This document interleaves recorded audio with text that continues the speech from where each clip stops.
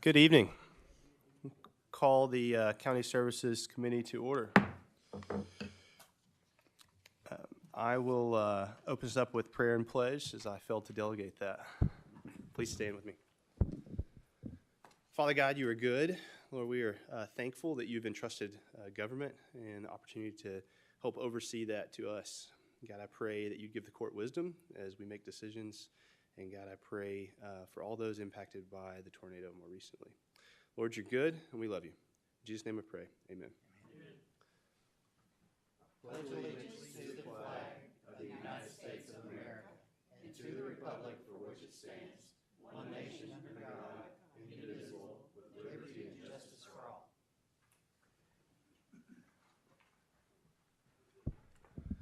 Move on to the adoption of the agenda. Do I hear a motion to adopt or any amendments? I move that we adopt the agenda as printed. Second. Got a motion to adopt and a second. All those in favor say aye. Aye. Any opposed? The agenda is adopted. Moving right along. Item number 4 is presentation of proposed road department salary program. We've got Chief of Staff Lester here to give us an update there.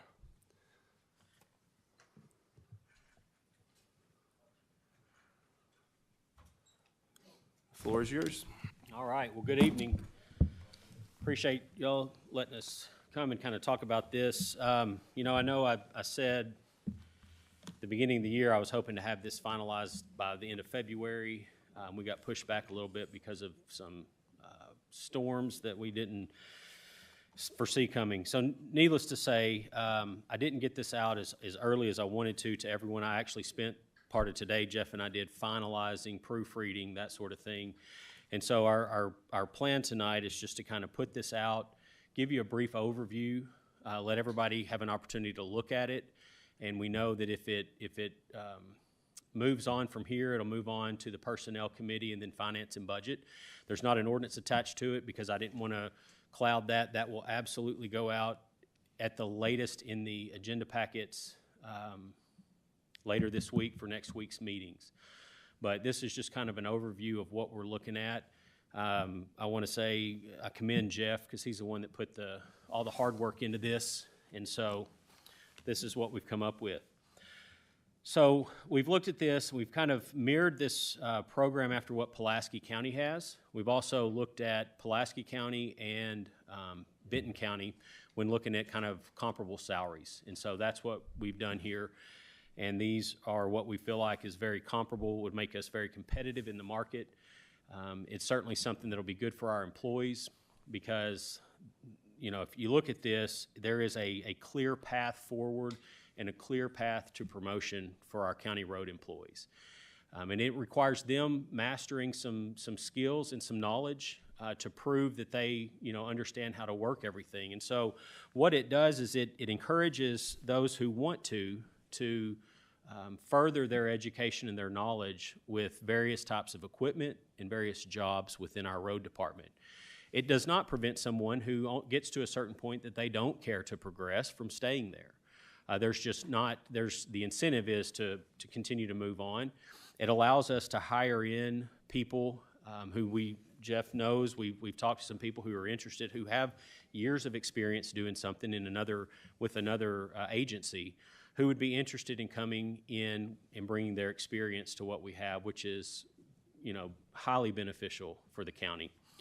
And so the first sheet that I've given you deals with the time and service and experience.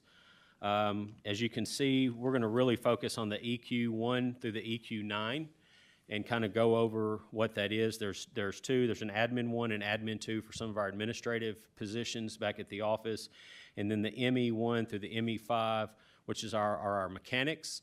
And we are still finalizing kind of what that looks like from the view of a master mechanic to kind of show us, what we're looking at so that we can attract and bring in some more master mechanics and work to encourage our mechanics to further their knowledge. So we've got guys that can pretty much do anything in the shop and are not just tailored towards one thing that we have. And so the next page over, when we start talking, you'll see a sheet. So that the one I was talking about, that's the kind of the step plan, so to speak, with the green on it. that kind of looks at what the hourly position rates are and the experience level. And then as you move over, you'll see that they go up there.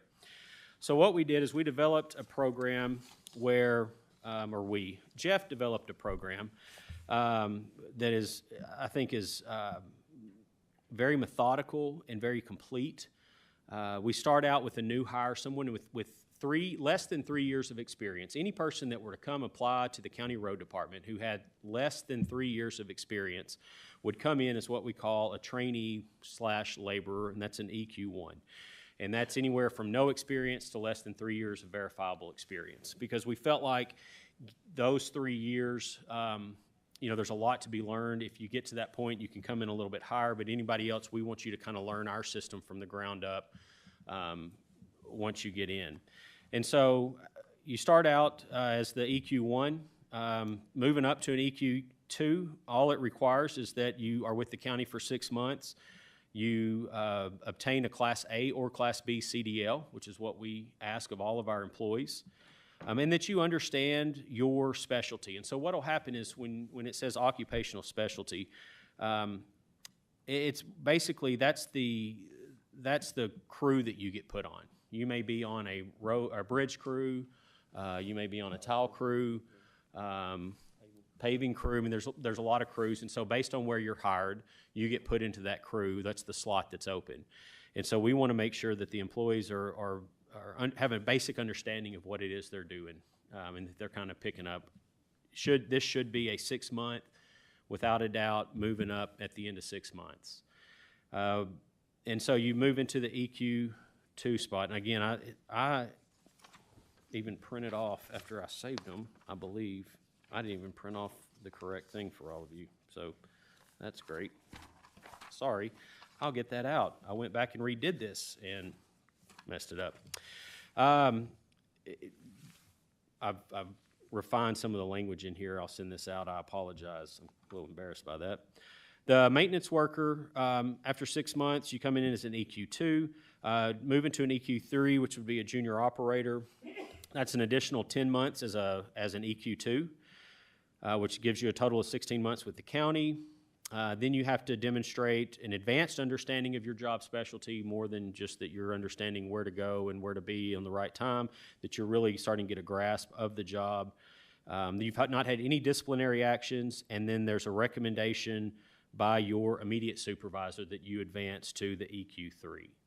And in all of this, we'll talk about the people that verify this is what we're calling our promotion board. It consists of our county road superintendent, our county road assistant superintendent, our field superintendent, and then the direct supervisor of that individual. They will all have one main head direct supervisor, not a crew lead, nothing like that, but their actual supervisor that they work for. These four will be the ones that go in, that sit down together upon these promotions and verify that what is being asked is being accomplished, to ensure that. And I'll get into a little bit more. For these first three, it's really just a time, no disciplinary actions, and a supervisor saying, hey, I recommend this guy for approval because they're doing a good job for me. We move on to an EQ4. You're eligible for an operator EQ4 position after 20 months as an EQ3, which gives you 3 years total time with our road department if you come in at the bottom level. Once you're recommended for this promotion, there's a couple of things that you have to do. One, you have to complete what we call the level 3 training tasks.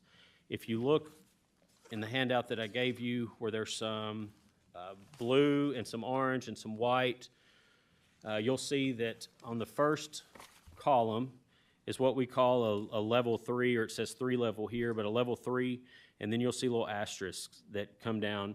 Those are the things that someone would have to demonstrate knowledge in, and they come over here, and it's signed off by a supervisor and then signed off by our safety coordinator as well, 2 signatures to ensure compliance with these. And we're talking about, basic understanding of eye protection, ear protection, helmets, respirators, gloves, safety shoes, and seat belts. I mean, we're not talking about anything super in-depth, but just the basic things we want to make sure everybody has knowledge of.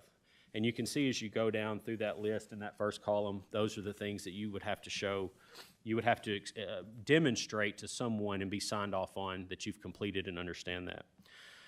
The second thing is what we call, let me see this guy, our employee assessment promotion system, which is a point-based system. In the way the point-based system, you get half a point for every month, your time in grade, time in that position, 2 points for every year that you've worked for the county. There's a specialty knowledge test that's up to 100 points for each one of these grades that we've created that you can get, anywhere from 0 to 100 points. And then something called an EPR, which is an evaluation performance report, which basically is filled out by your supervisor, and it kind of goes to show it's based on how well you do your job, how attentive you are, you follow the instructions well, basically you're a good employee and you've been working hard at this and you're assigned points. And so for our operator 4, you would have only had 2 of those reports, but those 2, the figures on that would be calculated together. And so you would have to achieve at least 140 of these points, as well as complete your level 3 training to be eligible for your promotion. If you have done that, then it's pretty much a standard. You are eligible, you get promoted, the promotion board promotes you onto that next level. At this position, we also can look at hire someone that has more than 3 years of experience, verifiable experience, to come in. They could be hired at this level instead of having to come in at the very basic lowest level, which is currently how we have it. And so again, it allows us kind of the benefit of hiring some people with some experience. A lot of people have a little bit of experience, but they'll run off. They'll go get something else because they don't want to come in at the very bottom. And so they'll come in at this EQ4, and then they'll be a part of the program moving up to the EQ5, the next level. So we move up to the next level in Operator 2, 24 additional months. There has to be a written recommendation. You've got to complete all of the level 5 training tasks, which are located in the second column. And these forms here, I know you can't see them now, but we print them out. Jeff's got one here that he can show you. We print them out. We keep them electronically and an actual paper copy in the employee's file. And so it's a lot easier to read. They can come in here and they'll get signed off and put back in the file as they're able to master or demonstrate their knowledge in those areas. And so completion of all the level 5 tasks. And then we have another EAP, which is the Employee Assessment Promotion System that does the points. The point system, you have to achieve at least 178 points. And that's 178. After you get your first 140, those points are gone.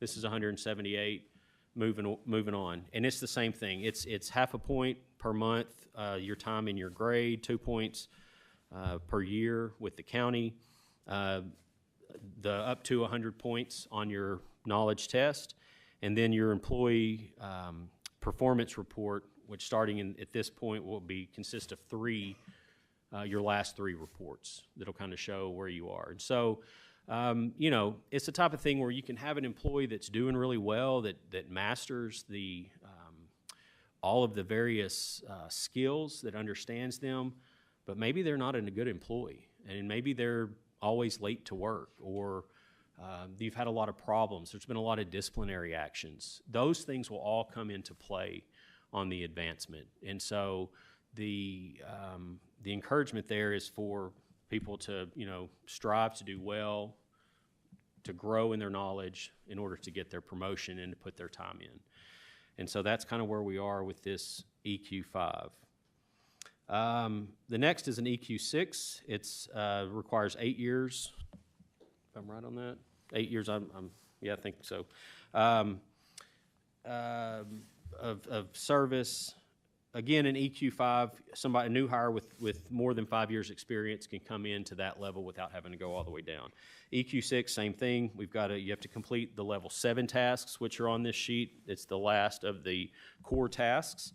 You have to show knowledge of all of those level 7, and well as the point system again, just like before, with 195 points on the point system.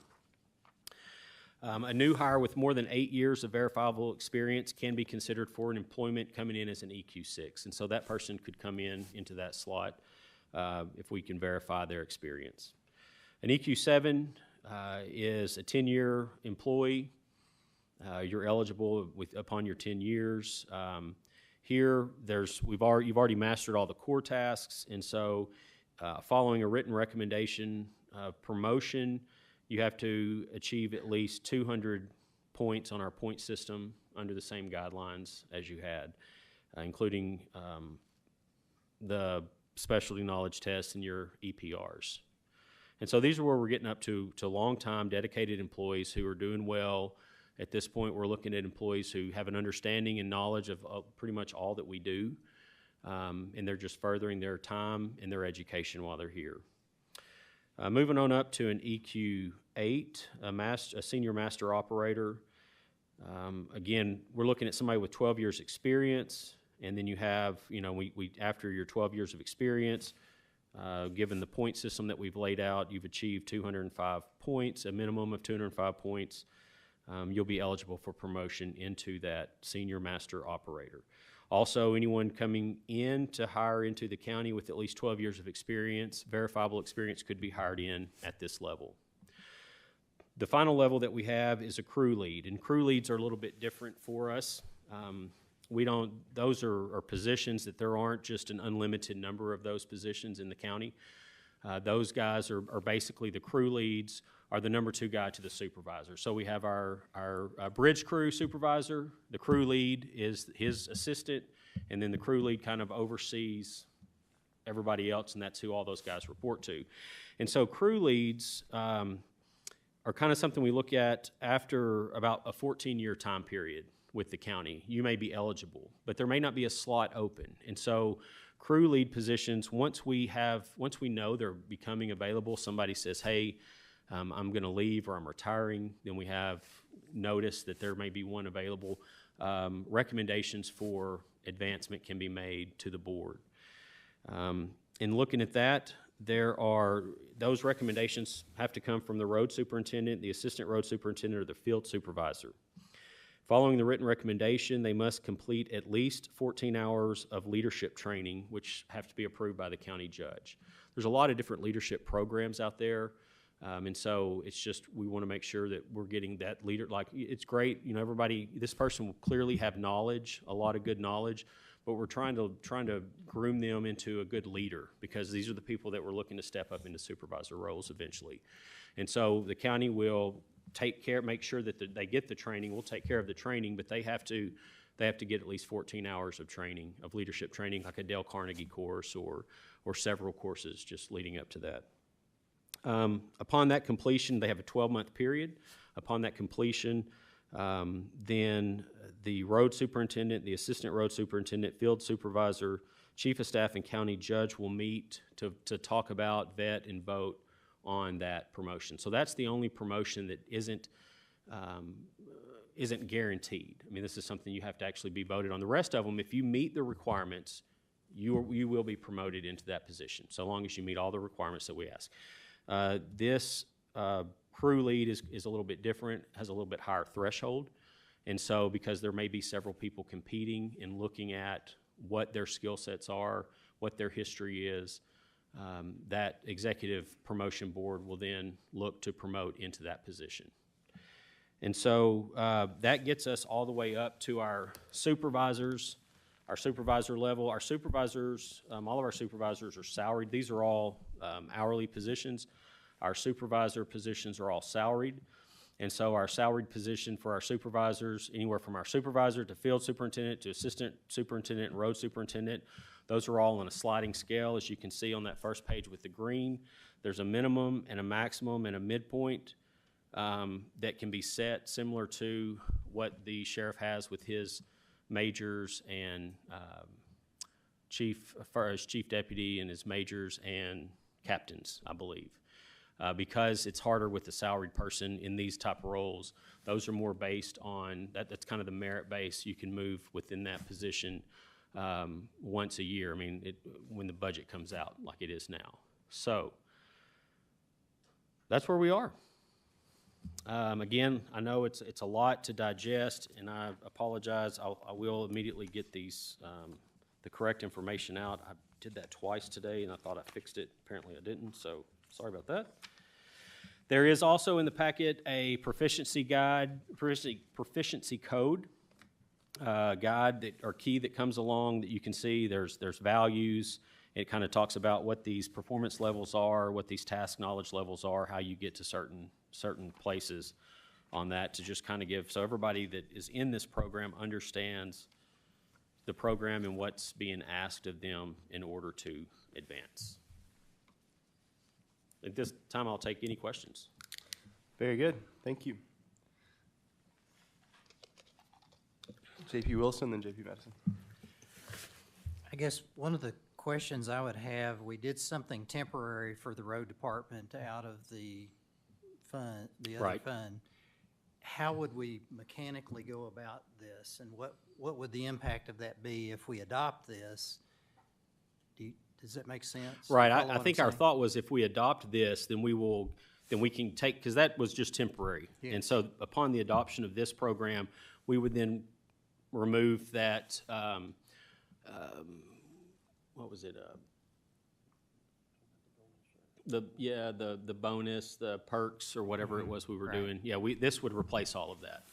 Okay, and we believe that these numbers would exceed the other numbers as far as per person, per hour? Yes, we've looked at this, and everyone currently that we have, based on where they are experience-wise, everyone would get some sort of bump in their salary. Okay. Do we know how many positions down we are at this time? We got something over 20, I think, and I'm just Right now, I curious believe about we how have, many. we currently have, I believe it's 6 or 7 open positions. Openings Now we're in just trying to total? look at it. We've done well in the last few months with bringing some people in, but we are still down. I believe it's 6 or 7. I can check on that and get back with you. So I assume that means the temporary aid that we gave here a while back has helped, in addition to finding some other folks Yes, that were. the raising of the starting wages to $14.95 has helped, Yes. but it is bringing in inexperienced operators, and what we need is to inject some experience. Right. Okay, thank you. Thank you, Mr. Chair. I was curious what you all plan for like a job analysis validation process, because my employment lawyer red flag went up about the test that's involved. Are you all planning to put it through like a job analysis process or a validation? We can, if that needs to be done, the skill test would be basically based knowledge, it would be knowledge upon the tasks. Sure.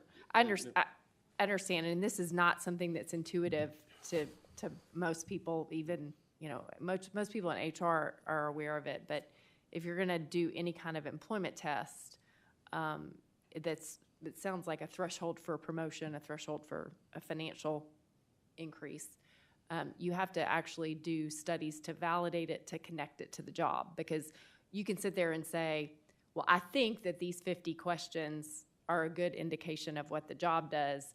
And then, believe it or not, sometimes you do that and then you test it. Like you say, okay, well, these are the people that did really well on the test.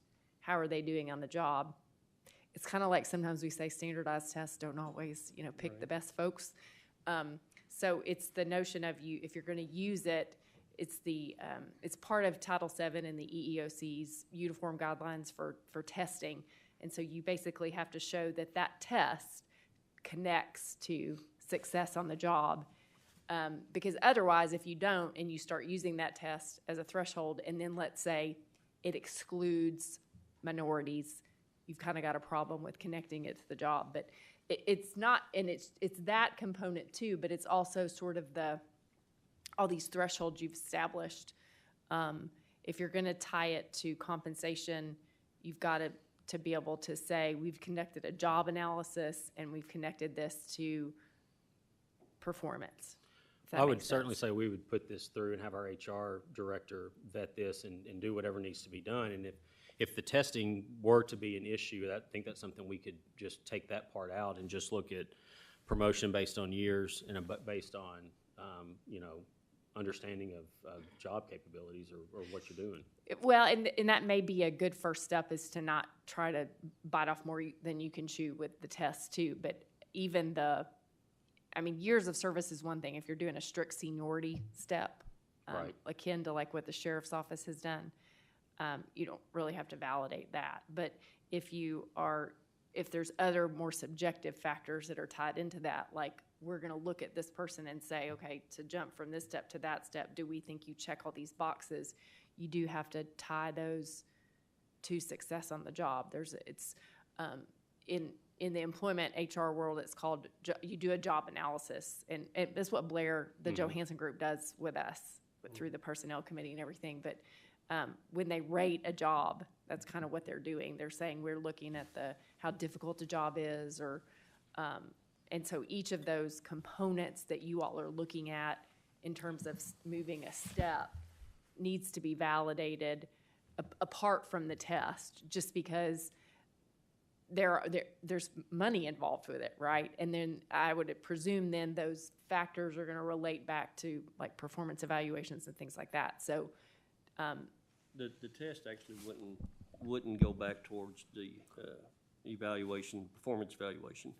The test is more of the written test would be more of I guess a safety line to make sure that the good old boy system isn't in fact, when an individual is checked off and certified that they understand a task for that core level, then whatever core level test that they would be taking, written exam would verify, if they got it wrong, then why was it signed off? So it's just a check to try to make sure that, somebody's not pencil whipping this and trying to get their friend. Sure. There's checks upon checks upon checks to make sure, the person that's getting promoted deserves that promotion and gets that promotion if they deserve it. Well, and I guess I may have been confusing in what I said. The concept of validation applies whether you're talking just like what are the threshold requirements to fit a job as well as the test. I mean, the idea is that a lot of people will say, well, for this job, we should require a college degree. And so you want to post a job and say, to get this job, you have to have a bachelor's degree. And what people don't understand is that if you actually try to connect a bachelor's degree to success on the job, it doesn't always work, right? And so you assume that an education level is going to make you more successful on the job, but then when you actually test it, your theory doesn't succeed. So you either have an alternative to it, like sometimes people will say, well, you can have a bachelor's degree or you can have 6 years of experience, or 1 year of college and 4 years of experience. So you do alternatives, but I think part of it's to make sure we're not assuming, hey, if you pass this threshold, not necessarily a test, but like some of the boxes that you are checking, you're making sure that that does in fact equate to success on the job. Does that make sense? Yes. So it's not necessarily just the test. It's the threshold indicators that you all are saying. So I say that as a word of caution just to make sure, get the Johansson Group involved, get HR involved, because if I sat there and wrote what I think would be a good test for my job, it probably wouldn't necessarily work. So that's what I'm just cautioning about. I appreciate that. We will absolutely make sure that we run through that, because we don't want to get into a situation like you stated where it's disadvantageous to some people or others, or it's pointless. I mean, our goal in this, instead of just doing a straight promotion based on seniority, is to really encourage our employees to better educate themselves so that they become more versatile to us in doing any job, and not just one job that they've been doing for 20 years.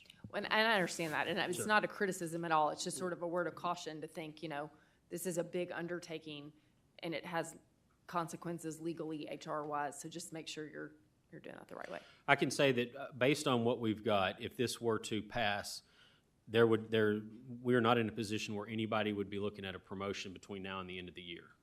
So I mean, we are where we are now. It won't change between now and the end of the year, which would hopefully give us ample time to have these checks done, to have this run through a group like the Johanssons to verify and help us tweak what this is so that it is beneficial to us moving forward. Three questions for you. First, obviously, there's nothing for us to vote on this evening. Appreciate the presentation. When will we have something to vote on, and when would you hope to have this implemented? Well, I would like to move this on so we can look at the financial aspects of it and maybe answer some more questions at the Personnel Committee meeting, which is coming up next week. But that's up to, I mean, if it were up to us, we'd run it through and look at passing it this month, but that's your job. And so we just bring it to you and until such time as you say, hey, I think we're ready to move this on. And I'm happy to present this again Monday night or Tuesday night, even if it's not going anywhere, just to answer any questions or whatever we need to do.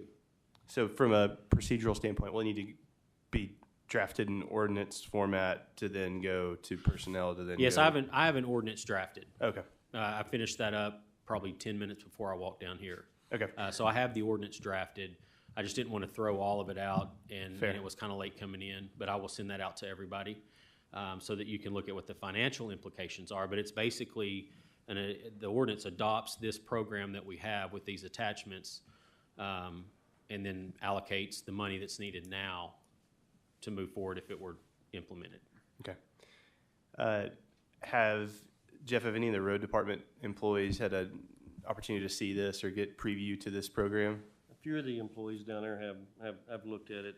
Everybody is enthusiastic, hopes the quorum court passes this. Everybody's excited about it, but a lot of some of the supervisors have looked at this and kind of I've got some input from them and their thought process on some of the training and stuff. And it's we've got a lot of excited people down there over it. Very good. Very extensive work you guys have done, so thank you for all your hard work behind that. JP Ecke. Thank you, Mr. Chairman. I appreciate having a employment law attorney on the court very much. And to support what she was saying, previous conversations, this does have to go through JSAP first, and we know that, you know that, and I just want to let everybody know that that is a process that is already started, and before it even can come to personnel, it has to go through the job evaluation assessment program through the Johansson Group to get rated.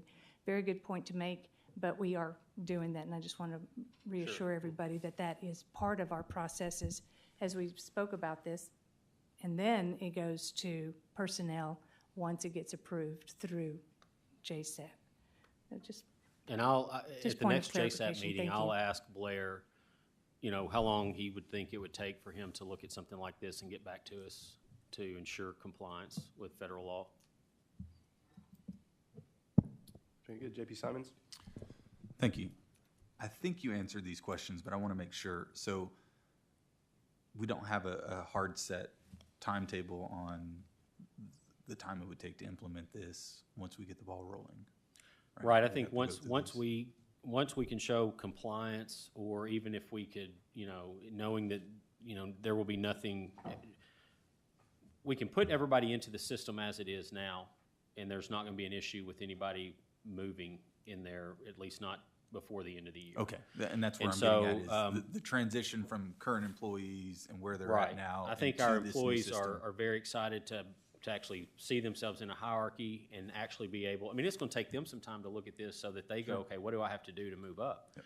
Yep. So, nobody's going to be ready for that now, but that at least gives them the assurance that we are moving in this direction, something they've never seen at the road department. We've got guys that have been on there 40 years, and so that, have said we've never had anything like this, and we're excited to see this, see what it looks like. And so I think, besides giving them the assurance, it gives us some time to come in and solidify what we have, make sure that we check all the boxes, because we don't want to be, do anything illegal. We want to make sure that what we're doing is right and good for our employees. So question, you mentioned having several different crews, right?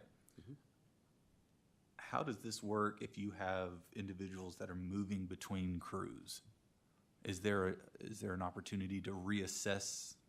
I'm Yes. assuming different grades at different crews have different responsibilities and therefore would require different skill And sets. that is the whole goal Eventually, we would like every employee to be tasked for every crew, which means that if one crew is down, individuals or whatever, you can pull from another crew, and they understand you don't have to hurt that crew for a week or whatever it is, while you have a replacement. Perfect. Our whole plan is hopefully with the adoption of this, within, and I'm going way out there, a 10-year time frame.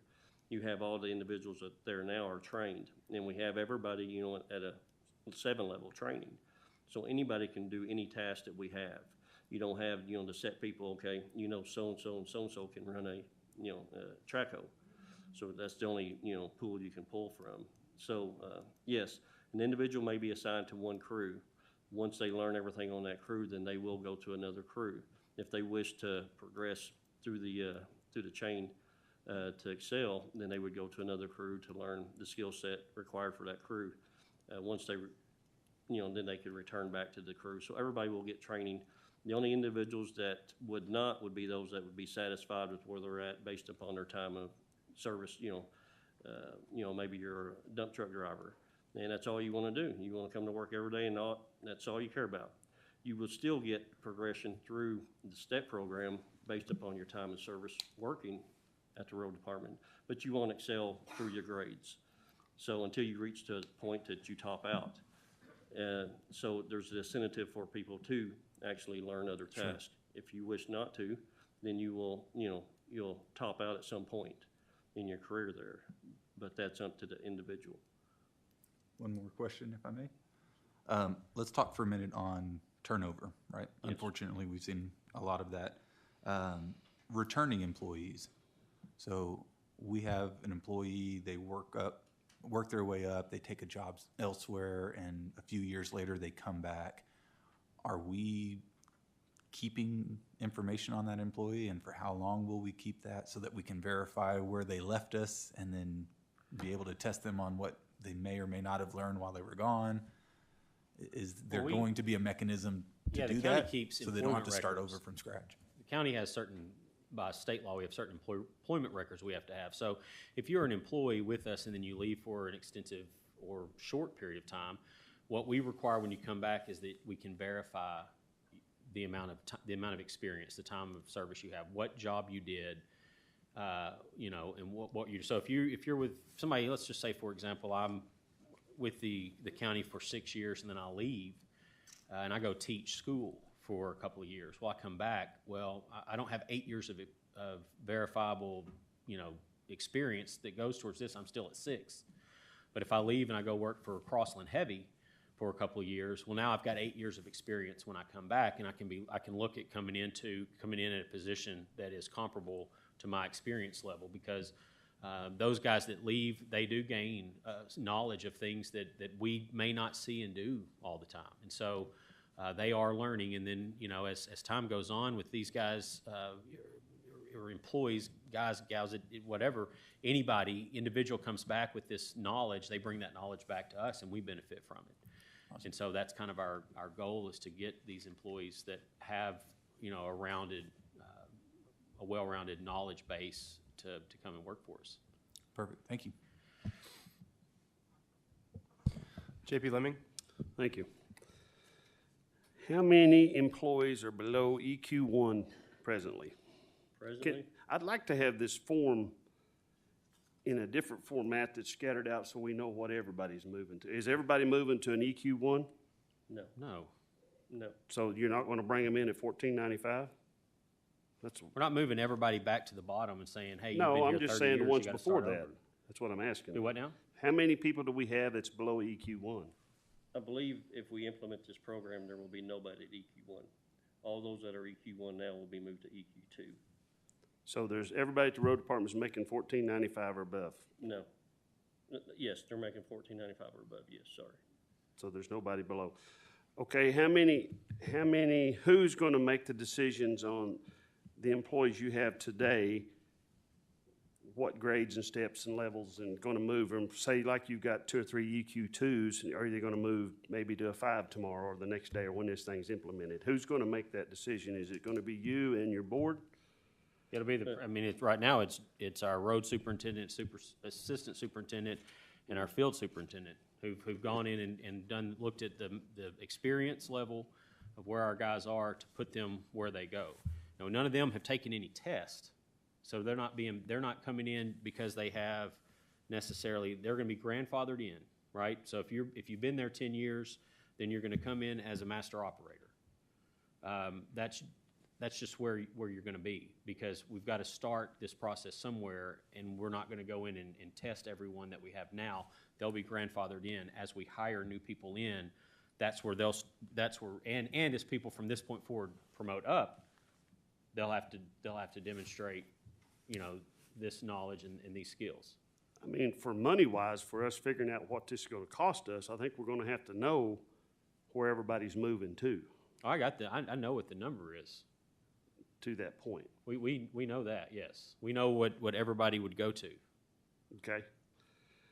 On that, down here in the blue, on the supervisor, field supervisor, and assistant, where it says salary minimum and then it's salary max, who's gonna set that? That'll be set by the county judge. So the We do it county the same way judge the is gonna, sheriff does his. he's gonna set that for us. That's correct. It'll be a proposal for the budget that the quorum court will vote on. Again, it'll be identical to what Sheriff Helder does. So basically, it could be some of these numbers we're looking at then. So if these starts out at 51, goes to 70, it could, and it starts out at 77, go to 128, is that possible? It's possible. That's the range. So that, the judge is gonna set that though, not anybody else? That's correct. Well, the judge will recommend that to the quorum court, who will then set that in the budget process. Because that's a big jump on some of those. Because if you go back over here, the guys that's below EQ ones, they're not gonna get nothing like that. Right, because they're not salaried. They're not salaried employees. You're right. So when someone has no experience, we don't expect that they're going to come in and make $128,000 a year with no experience. I agree with that.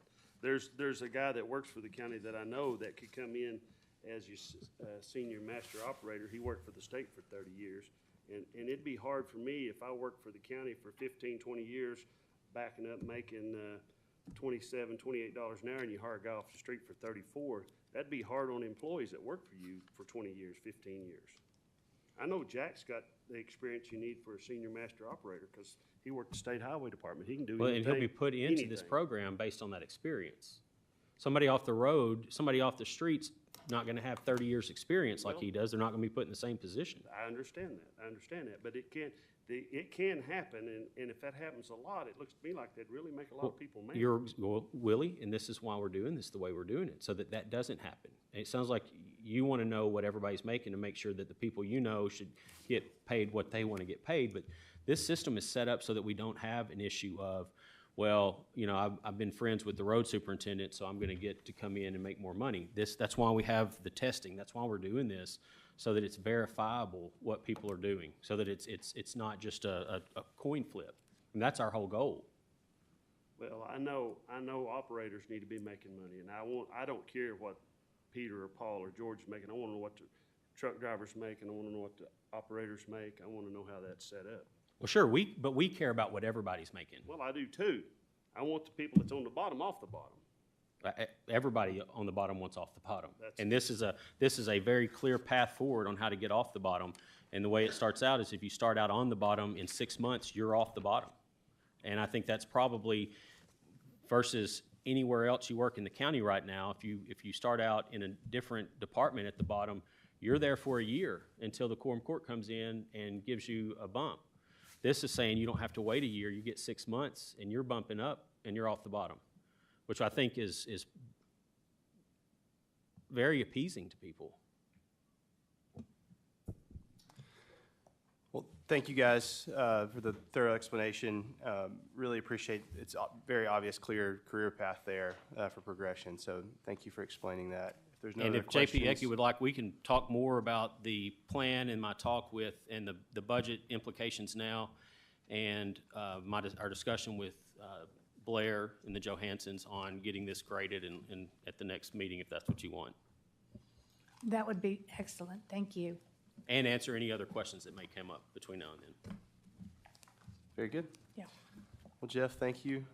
Brian, stick around if you don't mind. We'll move on to item number 5, which is the ERA update. All right. So I'm going to, just a brief overview. You know, we received our ERA 1 funds. Those were the funds that we split, some with Springdale and some with Fayetteville, and then we administered those funds. We ran out of ERA 1 funds at the end of last year, in December of 2021. And so in doing so, because we'd already received some ERA 2 funds, we automatically moved all those individuals over into the ERA 2 program. We are now at a point where we have run out of funding in our ERA 2 program. We knew back in December of last year when the ERA 1 ran out that we had already gotten some ERA 2, and we were told that we would receive an additional $3.4 million, I want to say, in ERA 2 funding. And so we anticipated having that. We sent letters out to individuals in the program in February, the ones that were in that program, to say, hey, we are expecting more money. There may be some lag time in March, but once we get that money, we'll process it just like we have. We have been waiting, and we wait every day to find out what's going on or to hear something that we've received this additional funding. And unfortunately, we haven't, and I know that that's a problem for a lot of people. Let me back up real quick. Also, so that you kind of understand, because it gets a little confusing, also towards the beginning of this year, we were notified by the state that they were going to turn some of their funding, ERA 1 funding, back to the federal government, and that they would redirect that to the county, which they did, which was about $3 million. And so we took that in. We took all the new applicants for ERA, the ERA 1 now, and we capped it at 3 months of help so that we could spread this money out. The initial people that came in under ERA 1 could get up to 12 months of assistance, either going backwards to pay back rent or going forward. Because the money is starting to dwindle down in being better stewards of our money, we kind of capped that to help people. And so the new people that are getting that redirect on that ERA 1, they all knew that they had a 3-month time period and that was it, or until the money ran out. I mean, but that was what we were capping it at. We've also began recently to start paying utility bills to help people out with their utilities. That's to Black Hills, Ozarks Electric, and Fayetteville Water. So the people that got the notice in February, and then again they got one in March, or a couple in March, 1st of April. Those are people that have received, most people have received at least 3 months of rent, some up to 9 or 12 months of back rent or of rental assistance that they've received, that were given a notice that we don't have any funds. And there were people that in that program. So the way that works, once you're in the program and you're approved, it means you're eligible for funding. But under the ERA rules, you could only be approved for 3 months at a time. And so at the end of 3 months, you had to go back in and verify that you had paid your landlord the money that you'd been given, and that you were still eligible, that your status hadn't changed, that you're still eligible. And so we continue to process these, and there were some letters that were sent out because they're auto-generated that said, we've looked at what you've given us, and we verify that you're approved for additional funding for 3 months at a time. There also said it may take a few weeks before your landlord receives, 1 to 2 weeks before your landlord receives payment. And then later at the end of the month, we had there were letters sent out from the vendor that said, you know, we haven't gotten the money, so we don't have the money. And we still don't have the money. And it's a very unfortunate thing for our tenants who are, you know, had come to depend on this and were looking for this to help them get through. But the fact of the matter is, there's no ERA money to give them right now. You know, in hindsight, as we've looked at this and talked about it, I think in hindsight, had we known that there was going to be such a delay, we would have ended this program in January. And we would have stopped so that there wasn't an issue, and we could have paid out. And once the funding was gone on the people that were expecting it, then that was it. That would have been the end of the ERA funding. But we didn't, because we kept in good faith, based on what we'd been told by the federal government, we believed that we were going to receive funding. and that although there may be a little hiccup, that we'd be able to continue the program until the funds are all depleted. As it stands now, we have stopped receiving or stopped taking applications for the ERA program. We are wrapping up what we have. If we don't get the funding and we wrap up the program, then the program's ended. As we're wrapping up, if we do receive the funding from the federal government, we will process those as we had stated, and we'll give it out until it is as much as we can, until it's depleted as well, and then we will end our emergency rental assistance program. So that is where we are, and I'm happy to try to answer any questions that you have. JP Rio Stafford. Thank you, Mr. Chair. Thank you.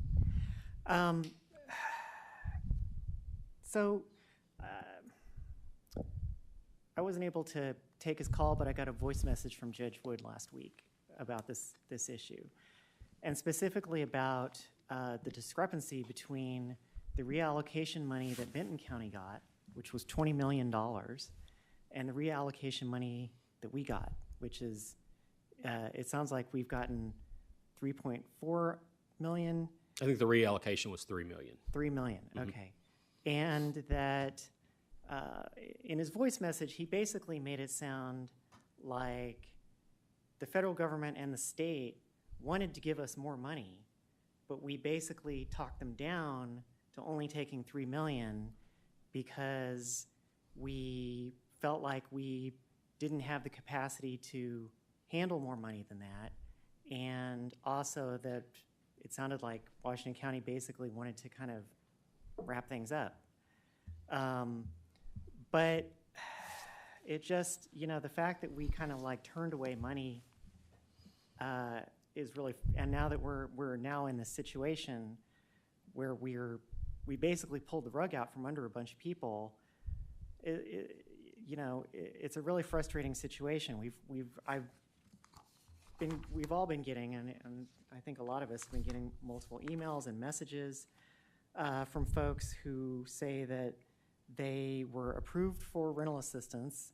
They made plans accordingly. In other words, they paid other bills believing that this money is going to come in, and now they're getting letters saying you're not going to get this money after all. And they're, some of them are, they're in danger of getting evicted. Some of them have either had to take out loans or put rent on their credit cards that they now have to pay off, and they're in a really, they're in a bad situation.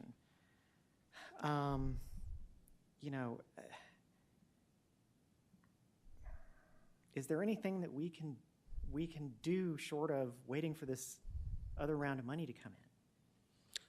So I would say, I don't disagree with a lot of what you said, but we pulled the rug out from under them, I think is a misnomer, because we as the county are just a conduit through which the money is coming from the federal government. These are not coming out of county coffers. These are not coming out of taxpayer dollars here in Washington County that we collect. And so, yes, this is unfortunate, but I lay the blame at the federal government's feet because we were told in December we would get this money. We could get $300 million redirected from the state. I don't understand why we haven't received this money, and there's no one to ask any questions to. So it is frustrating. It's frustrating on our end. I know it's frustrating on these tenants and the landlords that were needing this and expecting this. As far as what we can do, as far as the administration, is nothing. We don't control the purse. So we have what we were given with, and it's gone. And until we get something else, there's nothing else for us to do. Do we know how many letters went out to people who were approved for rent relief and now have gotten these letters saying you may not get this after all?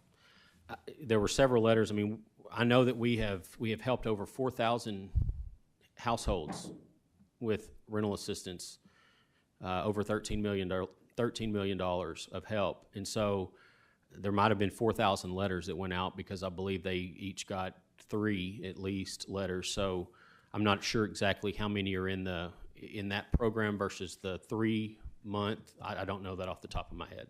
Okay, so In other words, we're not even, it's not even clear to us like what kind of dollar amount that we've promised people in a way with these letters saying that you've been approved. And now they're getting a second letter saying, basically that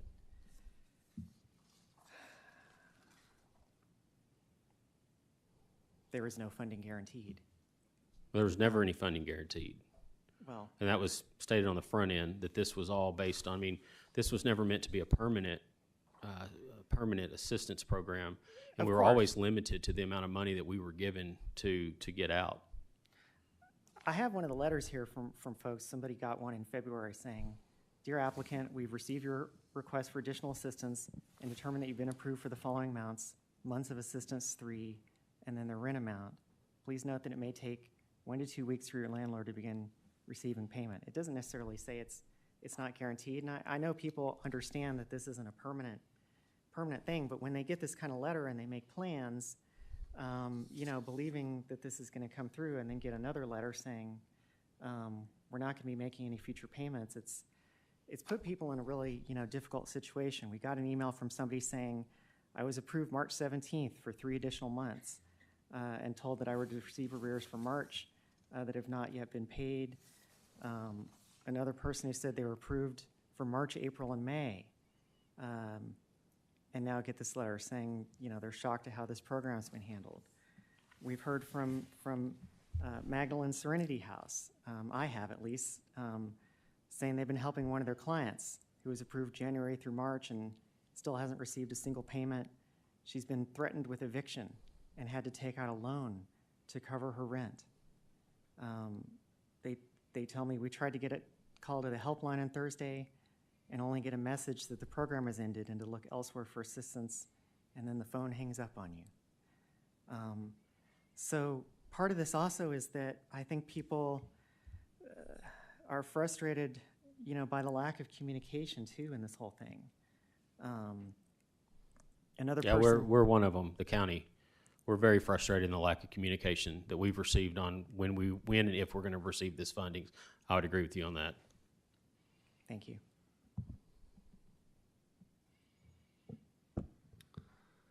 Thank you, Chief of Staff. If there are no other questions, then we'll move on to item number 6.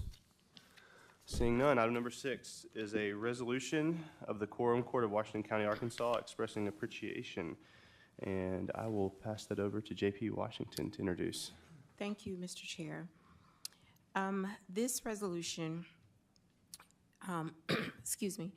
is one that just expresses our appreciation to certain of our community partners who acted outside the scope of their mission and provided much-needed services to some of the most vulnerable communities here in Northwest Arkansas that had pre-existing disparities.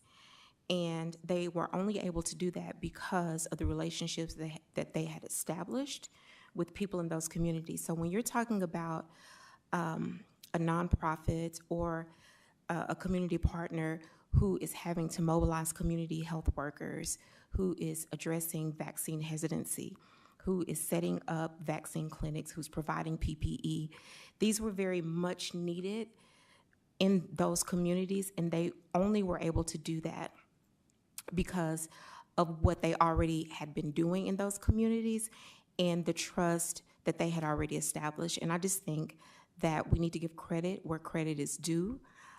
They didn't have time to strategize. They didn't have time to caucus. They immediately got to work, and because of their work, there were a lot of people in those communities who got the resources that they need, and I'm sure that a lot of lives were saved as well.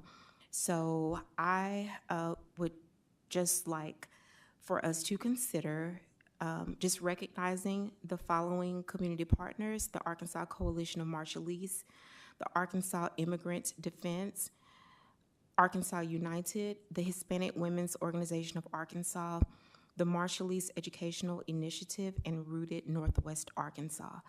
And once again, they had no frame of reference for what to do. And I personally observed what their work meant to the people in that community. And I think that as a county and as a quorum court that we do need to express our appreciation. Thank you, JP Washington. Do I hear a motion? Second. There is a motion to pass the resolution and a second. All those in favor, say aye. No Aye. discussion? I'm sorry. There was no discussion? I failed to bring discussion. I apologize. I'll back up. JP Ecke. Thank you, Mr. Chairman. I am not familiar with the Arkansas Immigrant Defense. Could you elaborate on exactly who they are? They are a nonprofit, obviously, but who are they? They are a nonprofit, and actually, I am not familiar with what they do as far as their real mission is concerned. This information was provided to me as I asked that those people in those communities for organizations that had come in and help, and this was one that was highlighted on there. And then I looked at what their scope of practice is, and it was none of those other things. So I did not go and look to see what their official capacity was. I just know that out of all the organizations that were listed, they were not a food pantry. They were not an organization that already provided those types of resources to the community. Do you know who the chairman of the nonprofit is, or who heads up the president of the nonprofit? I do not have that information readily available, but I can send the document that I have to you. Okay. My other question is, I don't know who Rooted Northwest Arkansas. Rooted Northwest Arkansas is a nonprofit that our former JP Judith Yanez Okay, it's is Judith affiliated with. Yanez's. Okay. Thank you, Mr. Chairman. Any other discussion? JB Simons. Thank you, Chair. I'll say one thing, not to single out any of those, but they seem to all be, of the ones that I'm familiar with, I completely agree. They did phenomenal work, stepping out of their normal scope of practice and stepping up. A little bit of a testimony for the Marshallese Education Initiative. We actually reached out to them in regards to assisting us with ERA funds. So we were notified by a member of my district of households that were, I think, close to 100 households that were having issues with the application for ERA. And we noticed that the vendor that we were using didn't have Marshallese as a selected translation for the application. And so we asked the MEI to step in and help assist those families while we go back to the vendor and ask them to create the capacity for Marshallese application in their native language. And so we actually contracted with MEI. They came in, did a great job. They expedited those 100 families and continued to serve more afterwards. So I think this is phenomenal. Thank you for bringing this to the committee. This is well-deserved. Thank you, JP Washington. Seeing no other comment. All those in favor, say aye. Aye. Any opposed? The resolution passes. Item number 7 on the agenda is public comment. We allow for 12 minutes, 3 minutes per person. Open the floor.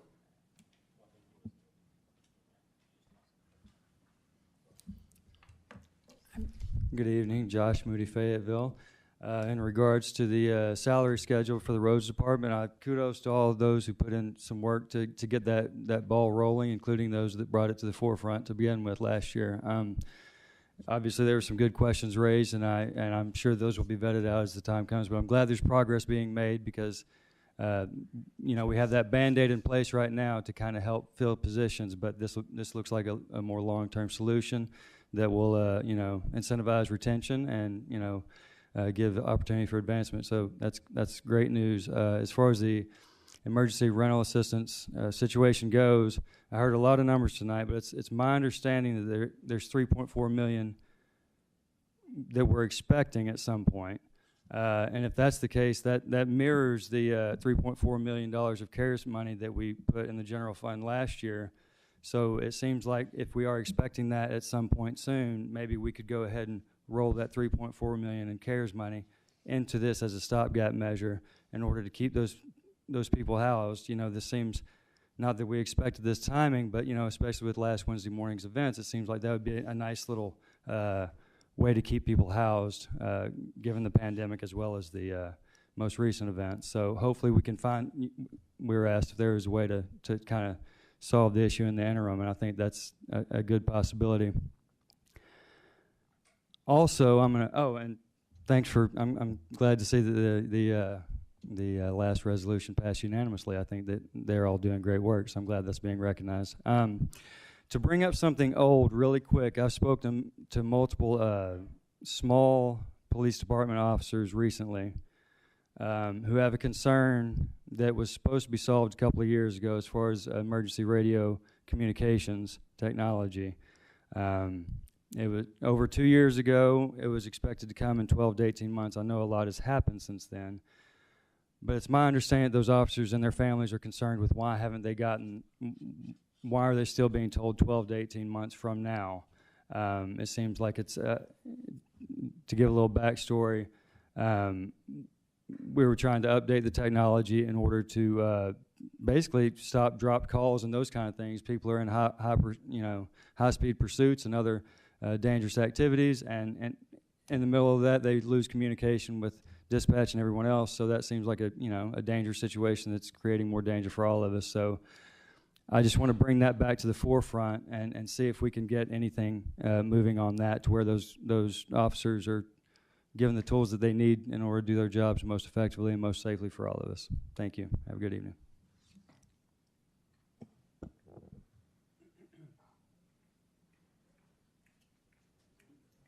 Hello, everyone. Hi, my name is Holly Woods. I'm a Fayetteville resident, and I have been, how are you, Robert? I have been impacted by the recent ERA changes, and I wanted to come and just share briefly. I'm a single parent and a small business owner. I own a pet sitting business, so it was heavily impacted by COVID. We have been rebuilding. Things are going great. I was approved and then reapproved just recently. My recertification came around, and I was given one of those letters that said, you're going to get this money. Luckily, I was saving some money to repair my car, which I heavily rely on for my pet sitting business. So I'm going to have to use those funds to pay unexpected rent, which may or may not, impact my ability to continue my livelihood, which is running this business, because I may not be able to repair my car, which means then I may not be able, to provide for my daughter. So this is a really big deal, and I know that there were some issues, but the communication was poor. I woke up on April 1st to a text message that said, effective immediately, you're not getting this help. So the day that my rent was due, when I was already a month behind on rent because we've been told that March payment was going to be delayed, I woke up to then be told that you're also not getting rent that's due today. So again, I feel lucky that I can make this work, not through really a great means, but I can. And my business is doing better. I may not qualify in 3 more months because things are getting great. They're getting better. But I do need it right now. And it would have been extremely helpful to have had these funds. And I know that there are families with less than me that are probably really struggling even more than I am right now. So I just wanted to share that and let you know that if there was anything you could do to please listen to your constituents and to listen to what people are sharing, because we're really going through it right now, and it is impacting us here, luckily. So I appreciate your time. Thank you. Do you want me to go over there? You're I fine can do wherever you whatever I are. want? Sure. Gee, thanks.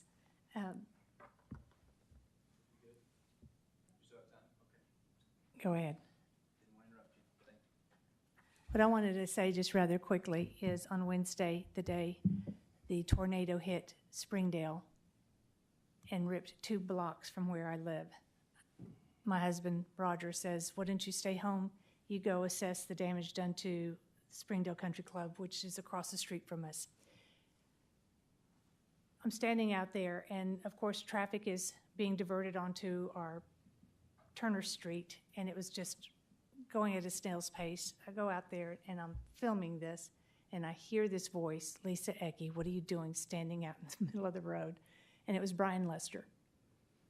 I said, what are you doing? He goes, I'm on my way to Command Center. I said, can I hitch a ride and just see what's going on?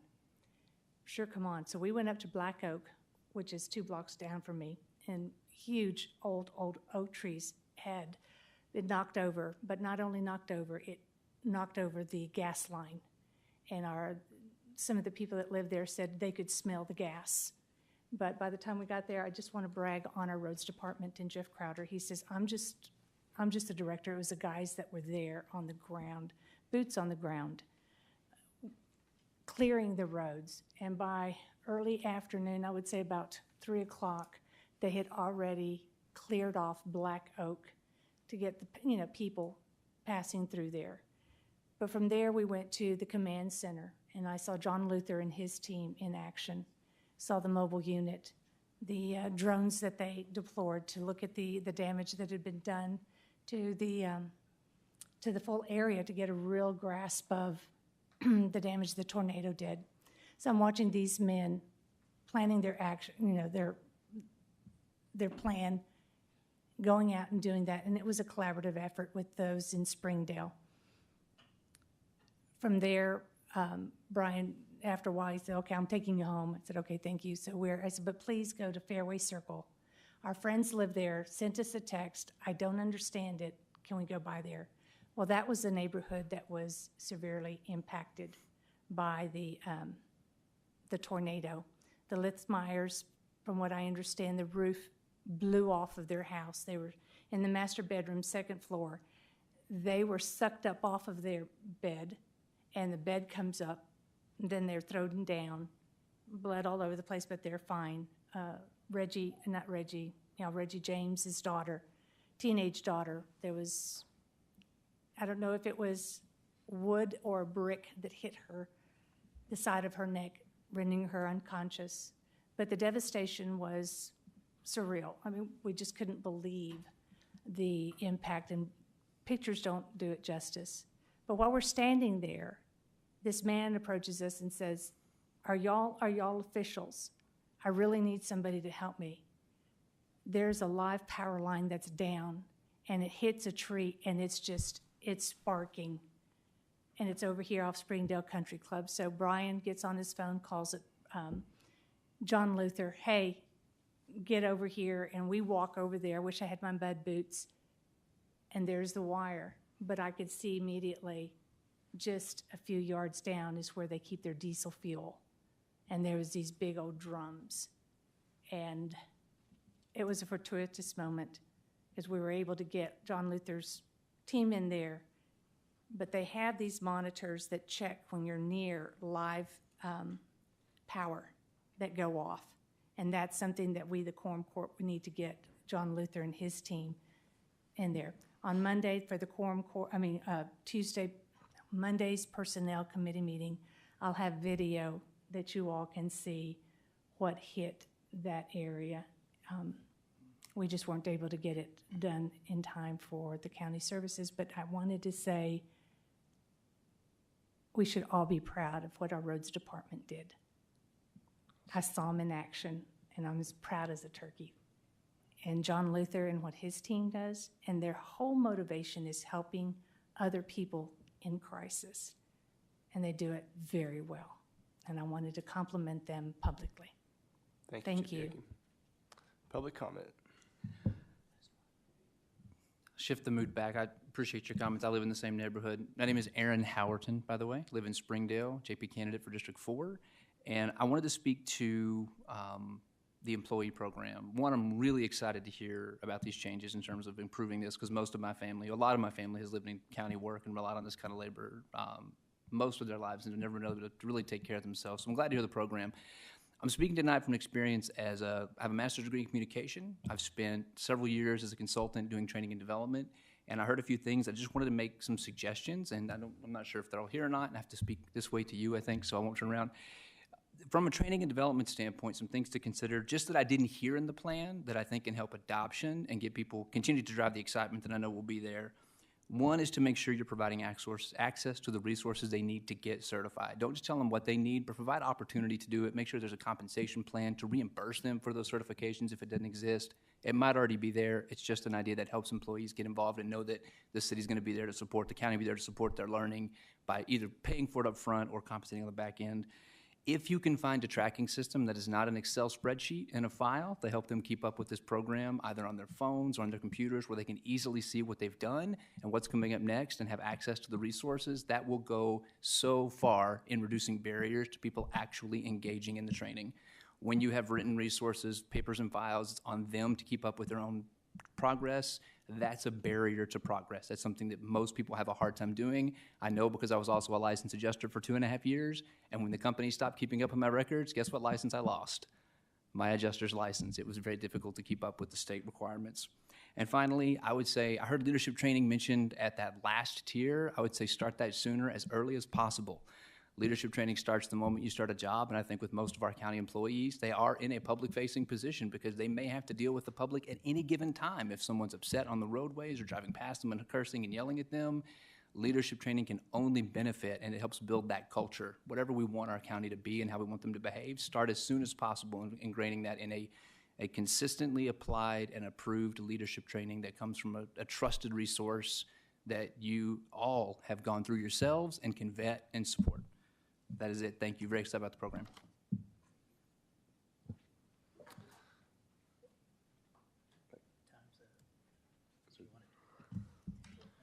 Hello. 30 seconds left on public I'm comment. sorry. There's 30 seconds remaining in public Oh, comment the time. JP Ecky's comments count toward public comment time? Yes, they do. Thank you. There's a motion, a second, and JP Pond for what length of time? Please specify a time. That's good. I can do that. All those in favor of extending the time by 3 minutes, say aye. Aye. Any opposed? Mrs. Cody, you have 3 minutes. Thank you. I appreciate that, everyone. But we probably really should have a rule that JP shouldn't count toward public comment time. But getting back, okay, so I want to tell you that as Arkansas Justice Reform Coalition, we've been hearing from a lot of people out in the county who are having trouble making it. And everyone knew when this emergency rental assistance started, we knew it wasn't going to last forever, that it had an ending point. And but in March of 2020, we did not know that we were going to be sitting here over 2 years later, still in pandemic mode. And like Ms. Hawley said,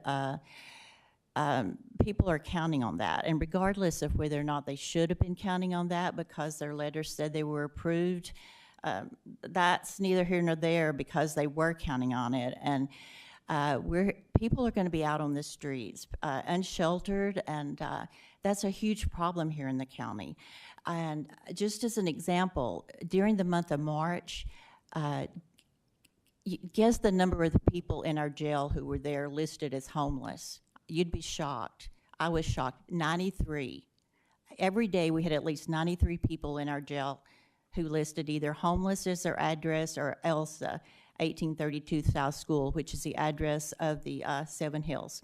So it is a big problem, and it's going to be really sad if for the people who were counting on this, and whether or not it was a county commitment, I don't want to get into that, but for the people who were approved and were depending on that, I respectfully ask that this court take action. We have money in county reserves. We put $3.5 million of CARES money in the county general reserve fund. We're going to get 23.3 or 4 million in May, which is just next month, as the other half of the American Rescue Plan Act money. I'm sorry. Well, it was promised last year. I mean, they say it's coming, 23.4, I think it's 4 million. I may be off on that, but anyway, it'll be here in May. So we could do things. There's things the county could do. So I respectfully ask that you just put yourself in the shoes of these people that I hear from, and I can show you, I can tell you individual stories, but there are things you can do, and we don't have to adjourn this meeting right now. You all could go ahead and talk about that right now and come up with a solution or some things that we might do. So I'm begging you to please don't just leave these people hanging, because it's bad. Thank you very much, and thank you, JP Pond, for letting me speak. Meeting is adjourned. Thank you.